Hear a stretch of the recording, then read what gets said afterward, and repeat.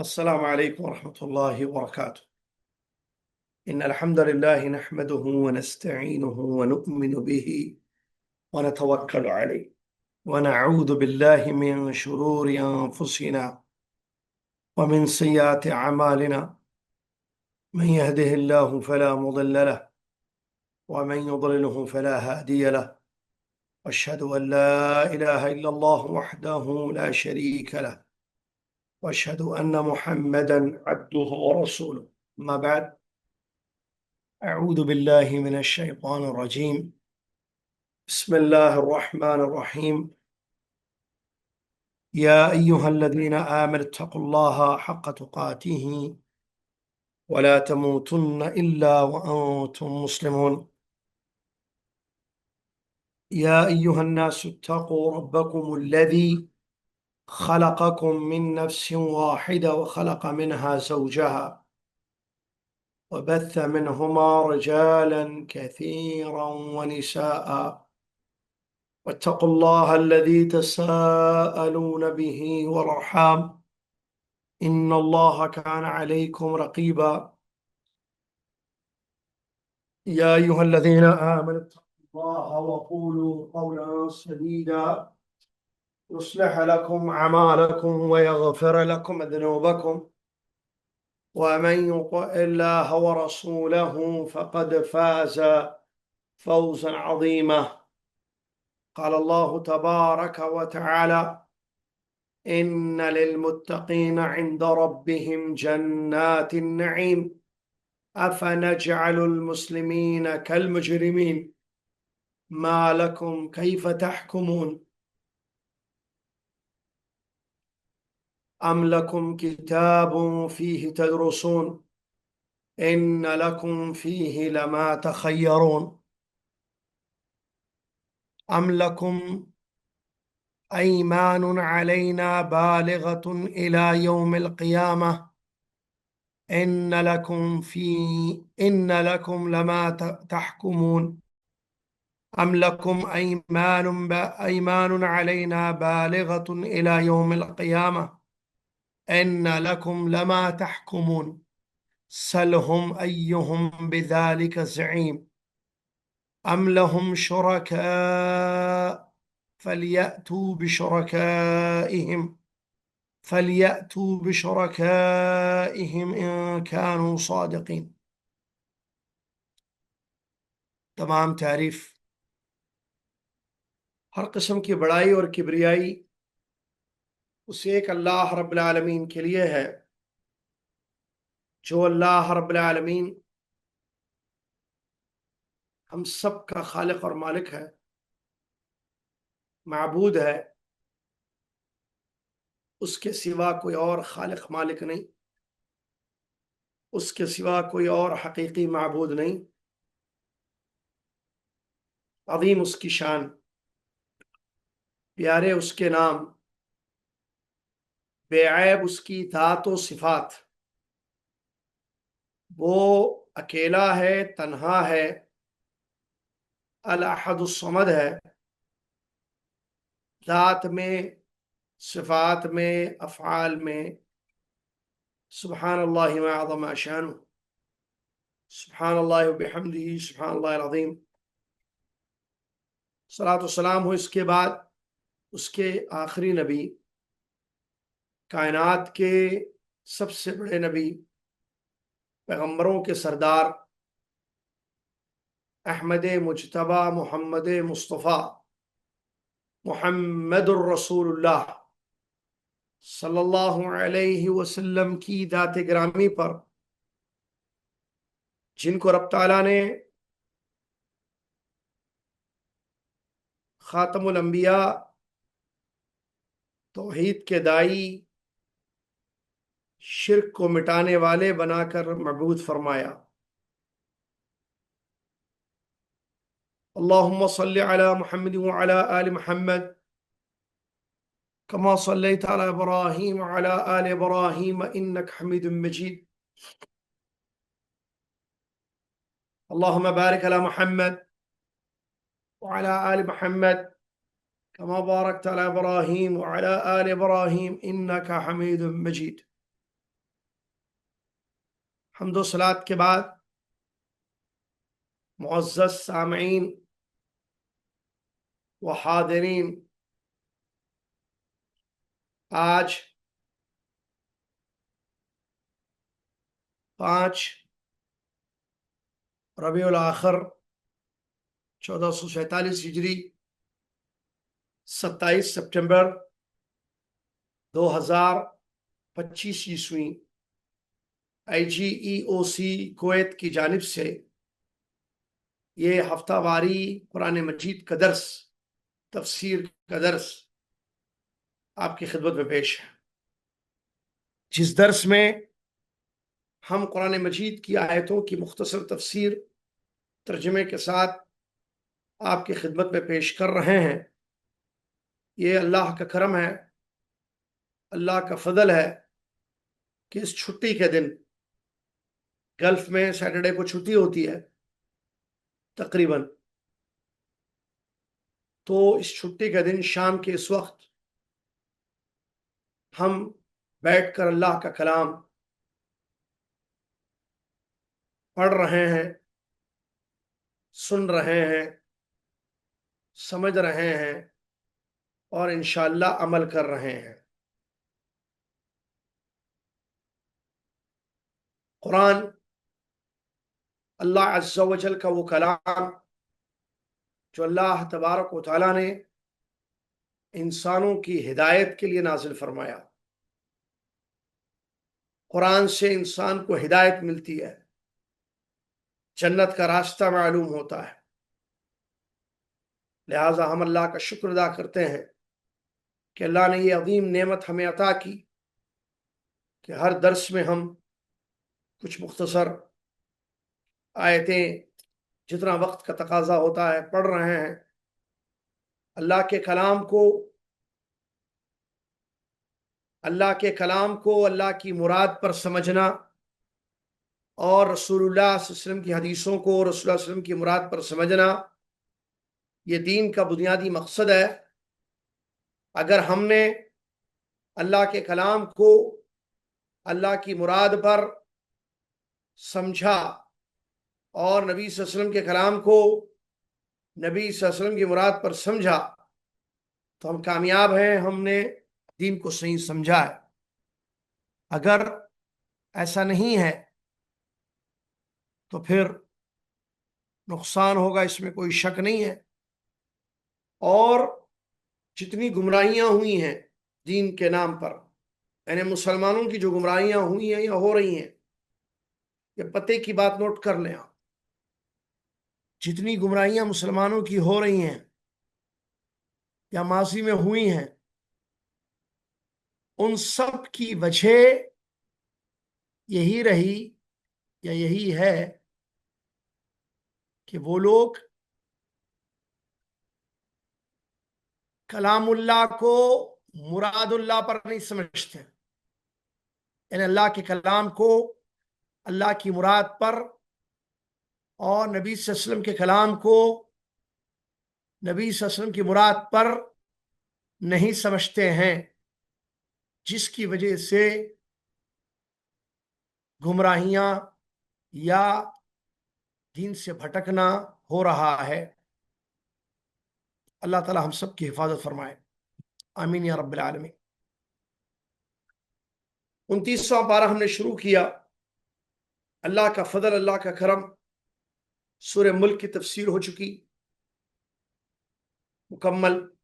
اب دوسری سورہ جو سورہ قلم ہے، سورہ قلم کی آیتیں ہم پڑھ رہے ہیں، اور سورہ قلم کی بھی الحمدللہ پچھلے درس تک ہم 33 آیتیں پڑھ چکے ہیں۔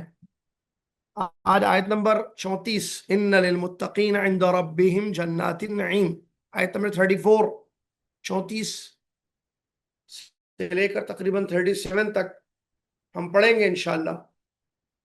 اللہ رب العالمین نے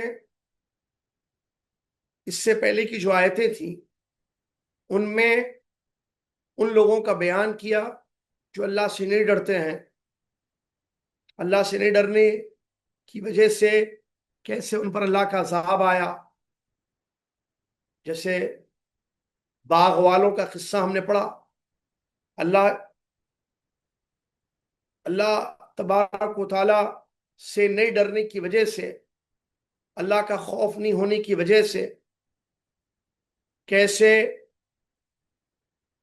باغ والوں کا باغ برباد ہو گیا، اور آخرت کا عذاب ان کے لیے اس سے بھی بڑا ہے جو لوگ دنیا میں اللہ سے نہیں ڈرتے ہیں. دنیا کے باغ کے بعد آخرت کے باغات کا ذکر کیا جا رہا ہے. اب یہاں ایک دنیا کا باغ بتایا گیا جو دنیا میں پھل دیتا تھا، جس سے لوگوں کو رزق ملتا تھا، لیکن لوگ نہیں ڈرے اللہ سے، تو اللہ نے اس باغ کو جلا کر خاک کر دیا. اب جو اللہ سے ڈریں گے ان کے لیے کیسے کیسے باغات ہوں گے قیامت کے دن، اس کا ذکر یہاں پر کیا جا رہا ہے، نعمتوں کا ذکر. اللہ نے فرمایا ان للمتقین عند ربهم جنات النعیم. سبحان اللہ. یقیناً ڈرنے والوں کے لیے ان کے رب کے پاس باغات ہوں گے نعمتوں والے. یقیناً ترجمہ سن لے پہلے. یقیناً متقیوں کے لیے، ڈرنے والوں کے لیے اللہ سے، ان کے رب کے پاس نعمتوں کے باغات ہوں گے. افنجعل المسلمین کالمجرمین. کیا ہم فرما برداروں کو نافرمان مجرموں کے جیسے بنا دیں گے؟ ما لکم کیف تحکمون. کیا ہو گیا ہے تمہیں، تم کیسے فیصلہ کرتے ہو؟ ام لکم کتاب فیہ تدرسون. کیا تمہارے پاس کوئی کتاب ہے جس میں تم یہ سب باتیں پڑھتے ہو؟ ام لکم کتاب فیہ تدرسون ان لکم فیہ لما تخیرون. کہ تمہارے لیے آخرت میں وہی ہوگا جو تم پسند کرو گے. کہ آخرت میں کیا تمہارے پاس کوئی کتاب ہے جس میں یہ باتیں تم پڑھتے ہو اور تم یہ سمجھتے ہو کہ آخرت میں تمہارے لیے وہی ہوگا جو تم چاہو گے؟ اس کے بعد ام لکم علینا بالغۃ ام لکم علینا ام لکم ایمان علینا ام لکم ایمان علینا بالغۃ الی یوم القیامہ ان لکم لما تحکمون. یا تمہارے پاس ہمارے ذمے کوئی حلفیہ، کوئی قسم والا عہد اور پیمان ہے جو قیامت کے دن تک پہنچنے والا ہے کہ تمہارے لیے یقیناً وہی ہوگا جو تم فیصلہ کرو گے؟ سلہم ایہم بذالک زعیم. آپ ان سے پوچھو اے نبی محمد صلی اللہ علیہ وسلم، آپ ان سے پوچھو کہ ان میں سے کون اس کا ضامن ہے، کون اس کی ضمانت دے گا. ام لہم شرکاء فلیأتوا بشرکائہم ان کانوا صادقین. یا ان کے کوئی شریک ہیں تو پھر وہ اپنے شریک لے کر آئیں اگر وہ سچے ہیں. یہاں تک آیت نمبر 41. جی ہاں 41 تک یہ ترجمہ آپ نے سنا. یہ پورا ایک مضمون ہے. ٹھیک ہے. اللہ رب العالمین بتا رہا ہے پہلی آیت درس کے آج کی اور سورہ کی آیت نمبر 34. اللہ رب العالمین متقیوں کا انعام ذکر کر رہا ہے. جو لوگ دنیا میں نہیں ڈرے تو ان کا باغ تو چلا گیا، لیکن جو ڈریں گے ان کے لیے نعمتوں والے باغات ہوں گے. کہاں ہوں گے؟ اللہ عز و جل کے پاس. ان کے لیے نعمتوں والے باغات ہوں گے. علامہ ابن کثیر رحمۃ اللہ علیہ بیان فرماتے اس آیت کی تفسیر میں، جب اللہ تبارک و تعالیٰ نے دنیا کے باغ والوں کا ذکر کیا اور کیسے کیسے ان پر اللہ کا عذاب آیا کیونکہ وہ اللہ سے نہیں ڈر کے نافرمانی کیے، اللہ کے حکم کی مخالفت کیے، مسکینوں کو ان کا حق نہیں دیے. تو اب یہاں اللہ رب العالمین بیان کر رہا ہے ان لوگوں کے بارے میں جو اللہ سے ڈرتے ہیں اور اس کی اطاعت اور فرما برداری کرتے ہیں. کیسے آخرت میں اللہ تعالیٰ نے نعمتوں والا باغ ان کے لیے تیار کر رکھا. باغ نہیں، باغات، جنات. جنہ نہیں، جنتن ایک باغ، جنات کئی باغ. جنات النعیم، نعمتوں والے باغ، اور یہ باغات ہمیشہ ہمیشہ رہیں گے. تو اب یہاں متقیوں کا ذکر ہو رہا ہے. ٹھیک ہے، قرآن کی بہت ساری آیتوں میں متقین کا ذکر ہے.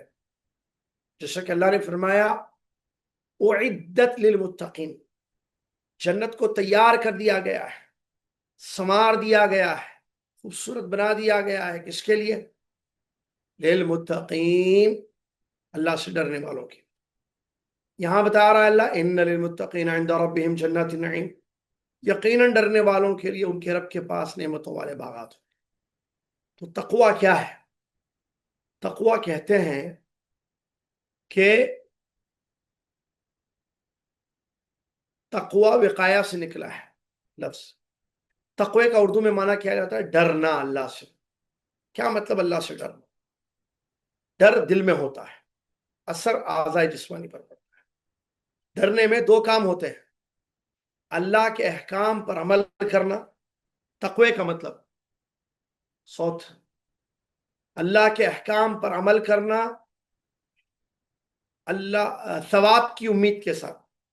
سن لیے، غور سے سنیے، نوٹ کیجیے، ریکارڈ تو ہو رہا ہے درس، الحمدللہ ریکارڈنگ ہوتی.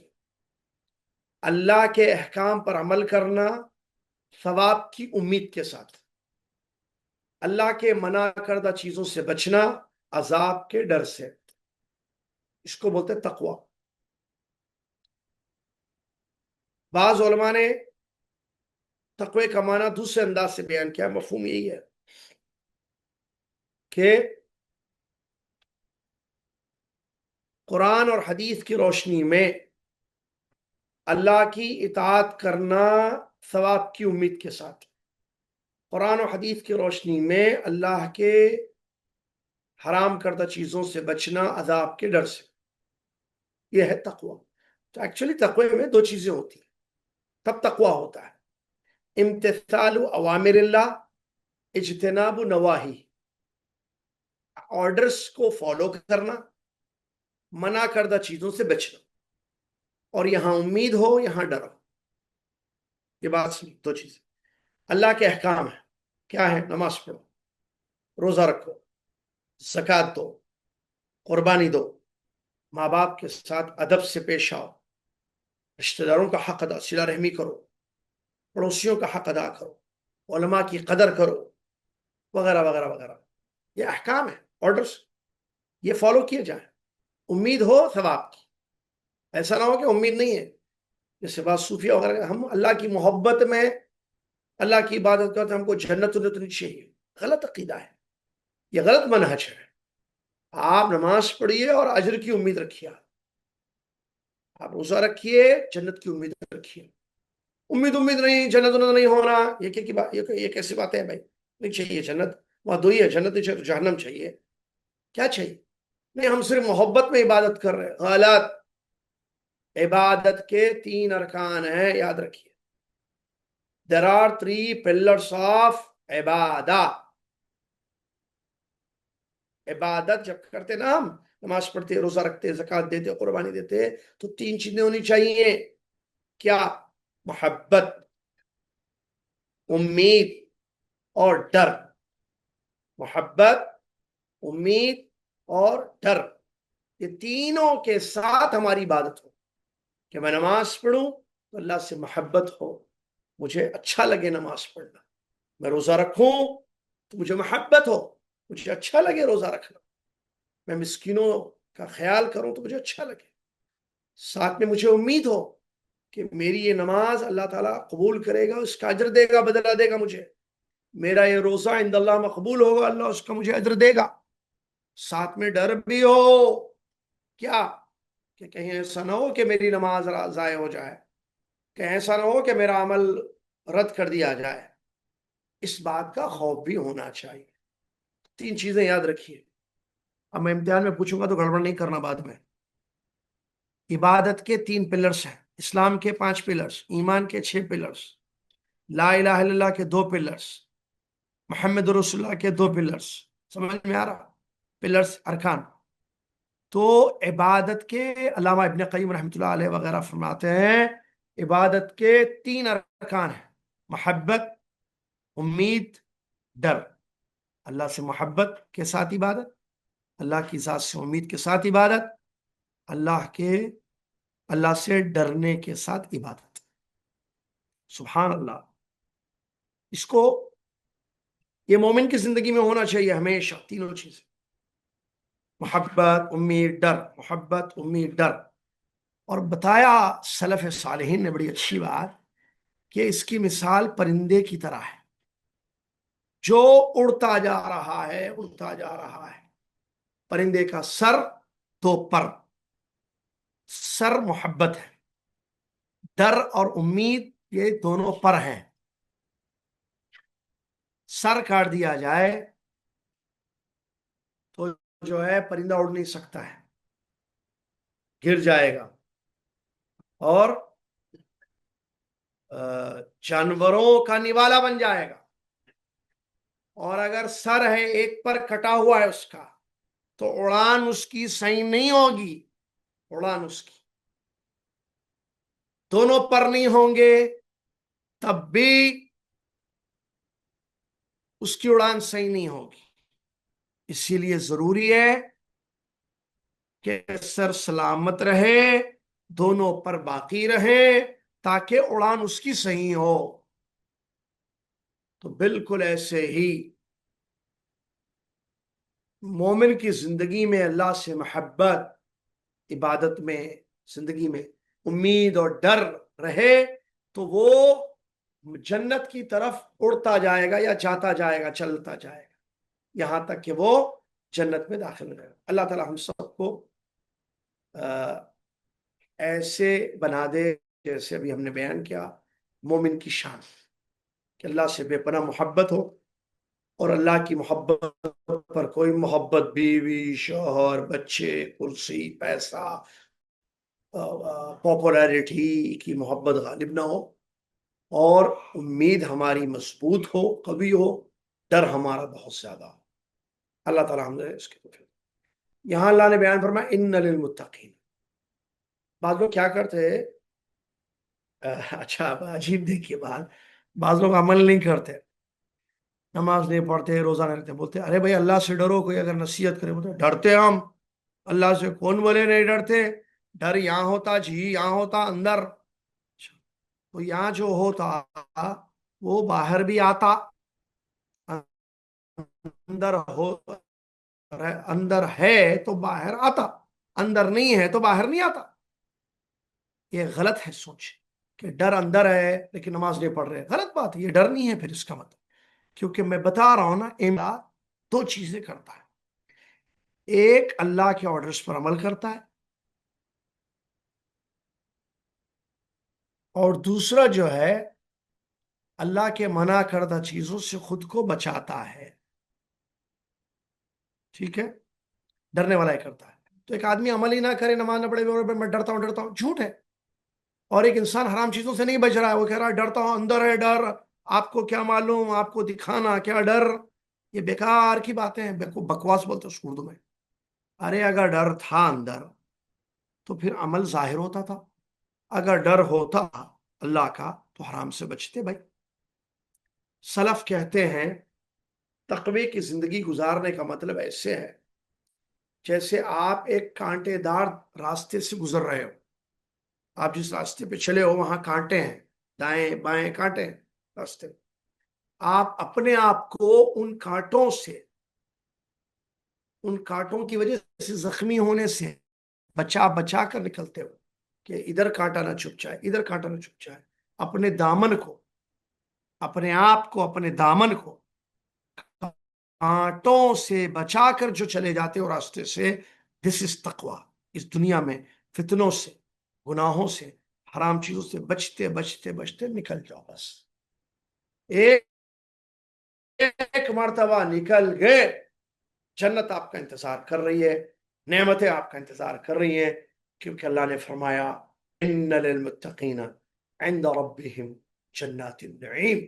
کوئی شک نہیں ہے ڈرنے والوں کے لیے، اللہ کہہ رہا ہے، کلام اللہ ہے، ان، نو ڈاؤٹ، بے شک، ایم شک لے دو، ان للمتقین، بے شک ڈرنے والوں کے لیے ان کے رب کے پاس جنت النعیم، نعمتوں والی جنت ہے. اللہ اکبر. اور یہ جنت جو نعمتوں والے باغات ہیں، ہر قسم کی نعمت، مینٹلی، فزیکلی، دو چیزیں دنیا میں بھی چاہیے نا انسان. فزیکلی مطلب دونوں چاہیے بھائی، میں کہاں تفصیل میں جاؤں. ذہنی سکون، جسمانی سکون انسان کو چاہیے.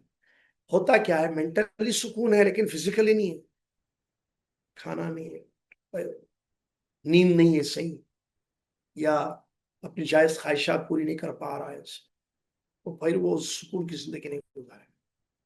فزیکلی سکون ملا ہوا ہے، مینٹلی سکون نہیں ہے، تب بھی پریشان رہے گا.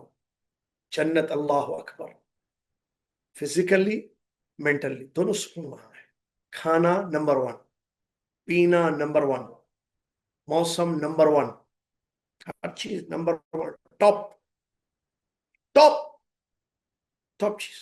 زندگی ختم نہیں ہونے والی، کھانا نمبر 1، یعنی زندگی نمبر 1، ختم نہیں ہوگی وہ زندگی. اس زندگی کو بڑھاپا، کمزوری نہیں آئے گی، فنش نہیں ہوگی لائف وہاں پر جس دنیا میں فنش ہو جاتی ہے لائف. کیا بات ہے.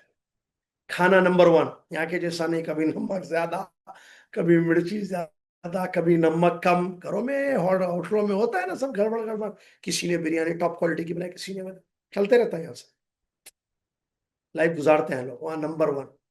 اور یہاں محنت کرنا پڑتا ہے کھانے کے لیے، پیسہ کماؤ، لاؤ، راشن لاؤ. بیگم کو بھی، یہ مرد کی محنت ہے، بیگم کی محنت، پکاؤ، ہانڈی بھنو، ہانڈی بھنو، جتنی ہانڈی اچھی بنے گی اتنا اچھا. یہ سب محنت، وہاں کچھ نہیں.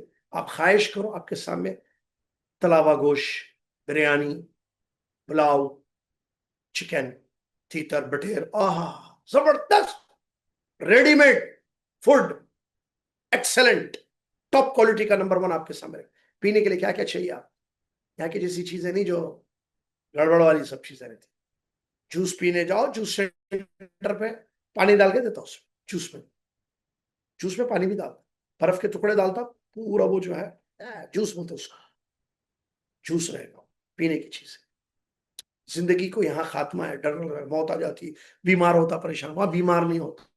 یہاں بڑھاپا آتا، کمزوری آتی، وہاں بڑھاپا کمزوری نہیں آتی. یہاں ایک بیوی ہے، 2، 3، 4 میکسیمم، 4 سے زیادہ الاؤ نہیں ہے، وہ بھی عدل ہو تو، ورنہ نہیں. وہاں ایسا نہیں ہے، بیویاں بیویاں فی شغل فاکہون برا، جو ہم بستری کرتے رہیں گے، انجوائے کرتے رہیں گے لائف. او ہو خوبصورت زندگی، کچھ ہے. موسم یہاں کیسا رہتا، گرمی میں انسان گرمی سے پریشان، سردی میں انسان سردی سے پریشان. وہاں ایسا نہیں ہے، نہ گرمی نہ سردی، درمیان، ٹھنڈی ہوائیں، بازار ہوگا، لوگ ہوں گے، نعمت ہوں گے. جنات النعیم، مختصر بولا، ابھی بولیں گے تو پورا وقت اسی میں جائے گا. آگے جب 29 پاک کی آیتیں آئیں گی، یا جہاں جہاں جنت کا ذکر آئے گا تھوڑا بولا جائے گا انشاءاللہ. تو جنت کو چھوڑنا نہیں، جس کو جنت نہیں ملی اس کو کچھ بھی نہیں ملی، لہٰذا پوری کوشش کیجیے جنت کو حاصل کرنے میں. اللہ رب العالمین آگے بیان فرماتا ہے، افنجعل المسلمین کالمجرمین، کیا ہم فرما برداروں کو نافرمانوں کے جیسے بنا دیں گے. دراصل یہ آیت کا مطلب کیا ہے، مشرکین مکہ یہ کہا کرتے تھے کہ مرنے کے بعد کی زندگی کی بات ہی غلط ہے.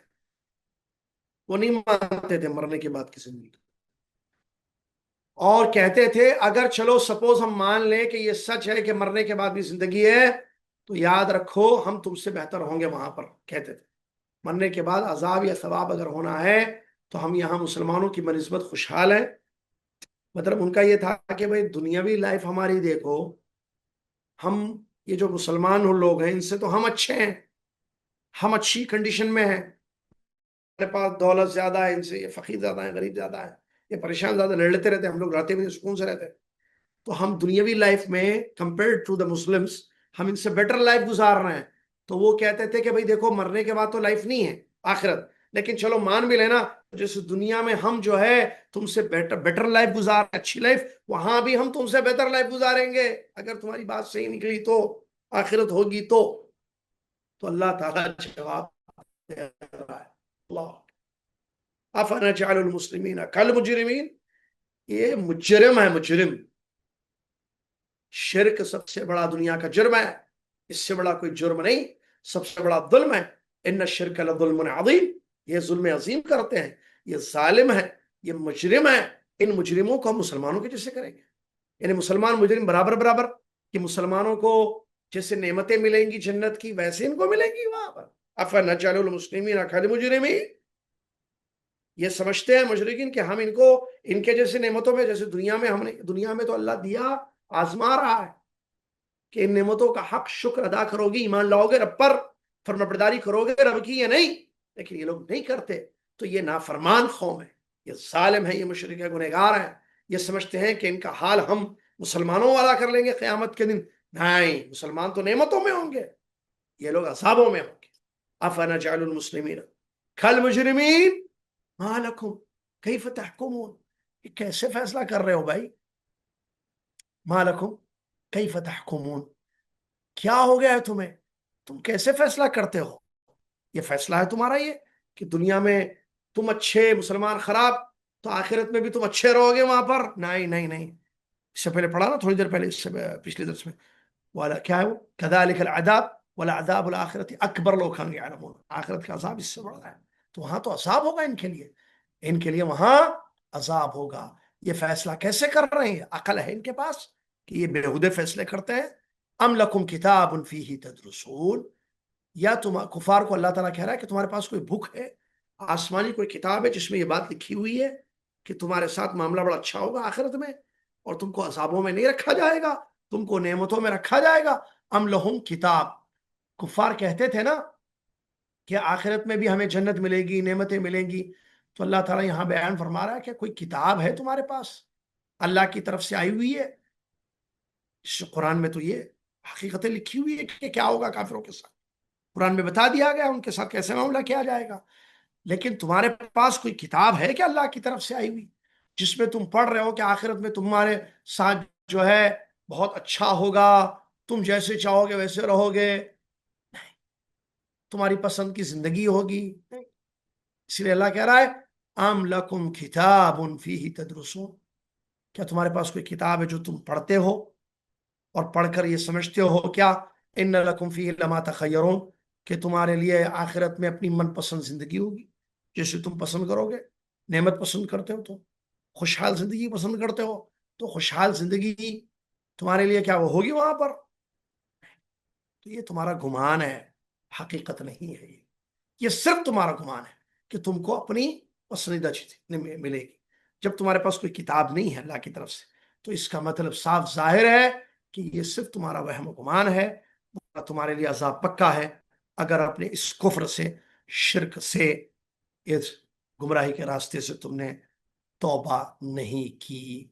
ام لکم ایمان علینا بالغۃ الی یوم القیامہ ان لکم لما تحکمون، کیا تمہارے پاس ہمارے ذمے کوئی قسمیں ہیں، کوئی عہد ہے کہ قسم کھا کر ہم نے کوئی عہد لیا ہو قیامت تک کے لیے کہ تمہارے لیے وہی ہوگا وہاں جس کا تم فیصلہ کرو؟ یہاں اللہ عز و جل نے مزید ان کے بارے میں بیان کیا، کتاب بھی نہیں ہے، کیا قسمیں ہیں؟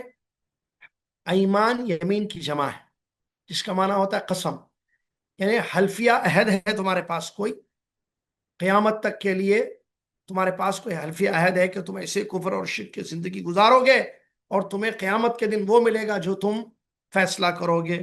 تو ایسا حلف بھی کسی اللہ نے نہیں لیا ہے، یا حلفیہ عہد کوئی ڈاکومنٹ کیا کوئی عہد حلفیہ تمہارے پاس نہیں ہے، تو پھر ظاہر ہے کہ ایسا نہیں ہے ہوگا تمہارے ساتھ جو تم سمجھتے ہو۔ ہمارا عہد تو یہ ہے، اللہ تعالیٰ فرما رہا ہے، اس کا مطلب یہ نکل رہا ہے کہ عہد تو یہ ہم نے کیا ہے، وعدہ، یہ عہد وعدہ، وعدہ تو یہ کیا ہے ہم نے کہ جو ایمان لائیں گے، نیک عمل کریں گے، ان کو جنت میں نعمتیں ملیں گی، یہ عہد ہمارا ہے۔ اور یہ عہد ظالموں کے لیے نہیں۔ سورہ بقرہ کی ایک آیت ہے جس میں اللہ نے فرمایا لا ینال عہدی الظالمین، لا ینال عہدی الظالمین، میرا عہد ظالموں کو نہیں پہنچے گا۔ مشرک ظالم ہے، شرک ظلم ہے، تو مشرکوں کو میرا عہد نہیں پہنچے گا۔ اللہ نے جو عہد کیا ہے وہ عہد ایمان والوں کے لیے، دو کام کریں گے تو جنت ملے گی، یہ عہد ہے اللہ کا، وعدہ ہے۔ کیا کام؟ ایمان لانا ایک کام، دوسرا کام اپنے ایمان کو شرک سے بچاؤ، کفر سے بچاؤ، شرک سے۔ یہ ایمان نہیں لائے، پہلی غلطی، پہلا کام نہیں کیا۔ دوسری چیز، شرک سے بچے ہوئے بھی نہیں ہے، تو کیسے ان کو عہد، ان کے ساتھ عہد ہو؟ حلفی عہد، ام لکم ایمان، کہ تمہارے پاس تمہارے لیے ہمارے پاس کوئی عہد ہے حلفیہ بالغۃ الی قوم، قیامت تک چلتا رہے گا یہ عہد کہ ان لکم لما تحکمون، کہ تم جو فیصلہ کرو گے وہی ملے گا تمہیں، جو اختیار کرو گے وہی چیز ملے گی قیامت کے دن؟ ہرگز نہیں ہے، یہ عہد نہیں ہے۔ تو اس کا مطلب کیا ہے؟ کہ تمہارے لیے عذاب ہے۔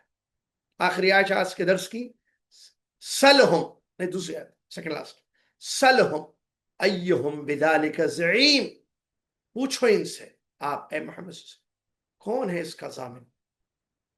یہ جو تم فیصلے کر رہے ہو کہ قیامت میں بھی اگر ہوگی قیامت، آخرت ہوگی تو وہاں بھی گڈ لائف گزاریں گے ہم جیسے یہاں پر اچھی لائف گزارتے ہیں، تو یہ نہ کتاب میں لکھا ہوا ہے، نہ تمہارے پاس کوئی حلف ہے، عہدیہ، حلفیہ عہد ہے اللہ کی طرف سے، اللہ نے کیا ہو تمہارے لیے کوئی نہیں ہے۔ تو پھر پوچھئے ان سے نبی محمد صلی اللہ علیہ وسلم، ایہم بذالک زعیم، اس کا زعیم کون ہے؟ زعیم کفیل کو کہتے ہیں، ضامن کو کہتے ہیں۔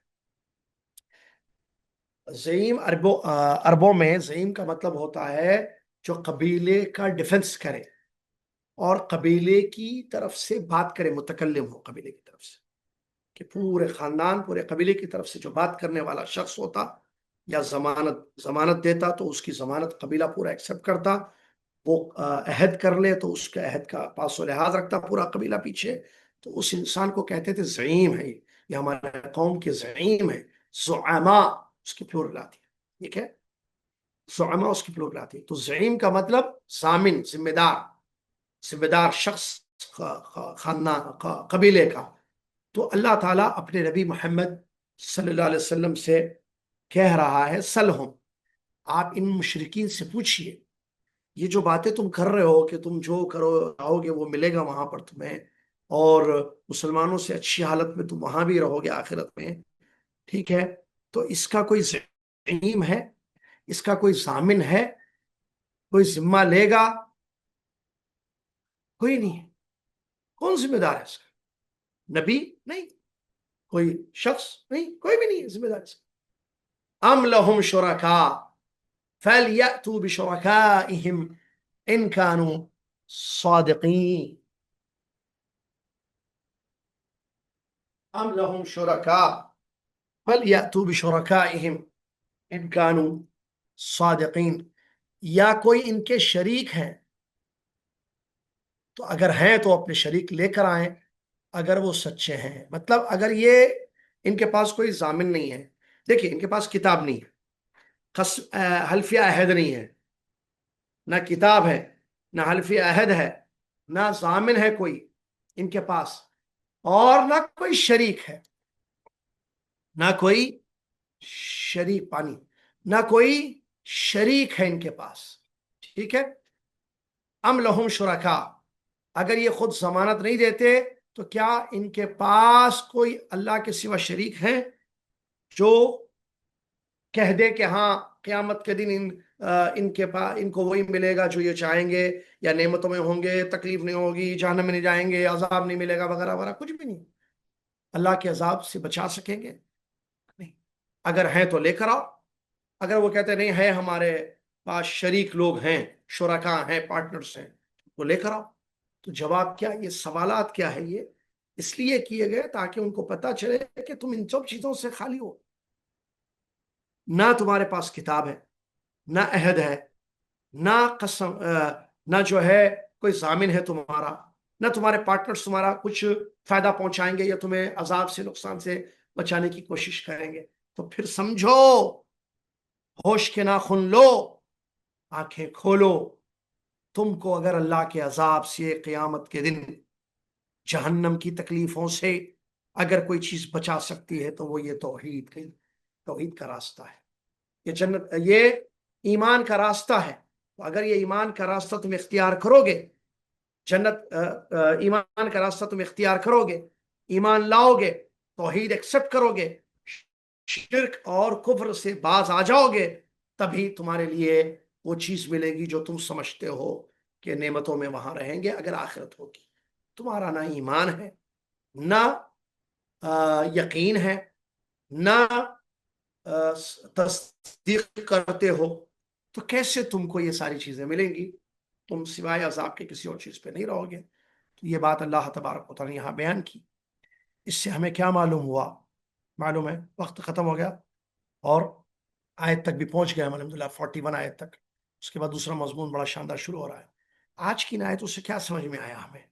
کہ ہمارے پاس جو دولت ہے, خزانہ ہے, وہ ایمان ہے, توحید. یہ سب سے بڑا خزانہ ہے. اللہ کا جتنا شکر کرے کم ہے اس خزانے پر. آپ غریب ہیں, فائنینشیل ایشوز ہیں, ٹھیک ہے, تو عورتیں اپنے شوہر سے شکایتیں نہ کریں. آپ کے شوہر نے آپ کو توحید دے دی, سب سے بڑی نعمت ہے. کسی بیوی نے اپنے شوہر کو توحید کا راستہ دکھا دیا, بڑی نعمت ہے. توحید سے بڑھ کے کوئی نعمت نہیں, ایمان سے بڑھ کر کوئی نعمت نہیں ہے. اس کی قدر کریں, اللہ کا شکر ادا کریں, اور اللہ سے دعا کریں کہ اس ایمان پر باقی رہیں, اس توحید پر باقی رہیں یہاں تک کہ آخری سانس ہماری بند ہو جائے.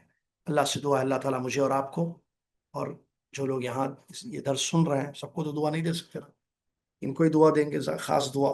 ٹھیک ہے, سب کو دعا دے سکتے, جائز ہے, وہی میں نہیں یہ کہہ رہا ہوں, لیکن میں آپ لوگوں کو خاص دعا دینا چاہ رہا ہوں کہ اللہ تعالیٰ مجھے اور آپ کو توفیق دے کہ ہم اپنے ایمان کی حفاظت کریں.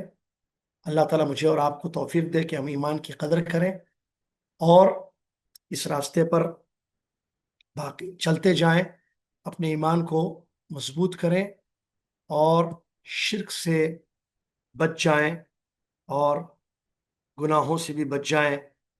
کیونکہ جیسے شرک انسان کو جہنم میں لے جاتا ہے, ویسے گناہ بھی انسان کو جہنم میں لے جائیں گے. اللہ سے دعا اللہ ہمیں شرک سے جیسے دور رکھا ہے, ویسے ہر حرام چیز سے, ہر نافرمانی سے, ہر گناہ سے ہمیں محفوظ رکھے. آمین. وآخر دعوانا الحمدللہ رب العالمین. السلام علیکم ورحمۃ اللہ وبرکاتہ. سنیے نیکسٹ جو آیت آ رہی ہے نا, کیا آیت ہے؟ یوم یکشف عن ساق ویدعون الی السجود. زبردست آیت ہے. شاید ایک ہی آیت پر پورا درس ہو جائے 45 منٹ. اتنی بڑی آیت ہے وہ جو آ رہی ہے آگے. آیت نمبر کیا ہے وہ؟ 43 ہے نا. دیکھیے آگے جو آیت آ رہی ہے 42 ہے. 42 یوم یکشف عن ساق ویدعون الی السجود فلا یستطیعون. کیا ہے؟ ایک ایک آیت ہے. اللہ تعالیٰ کا شکر ہے کہ اللہ ہمیں اس کی توفیق دیا, دوسروں تک پہنچایا. میں نے بتایا تھا اس سے پہلے, وہ لوگ جن کو نہیں پتا یہ کلاسز چل رہی ہیں قرآن کی, ان کو بھی بتا دیں آپ, تاکہ وہ بھی مستفید ہوں اور سب کو فائدہ ہو. جزاکم اللہ خیر. چلیے کفارۃ المجلس پڑھ لیجئے. سبحانک اللہم وبحمدک اشہد ان لا الہ الا انت استغفرک واتوب الیک. السلام علیکم ورحمۃ اللہ وبرکاتہ.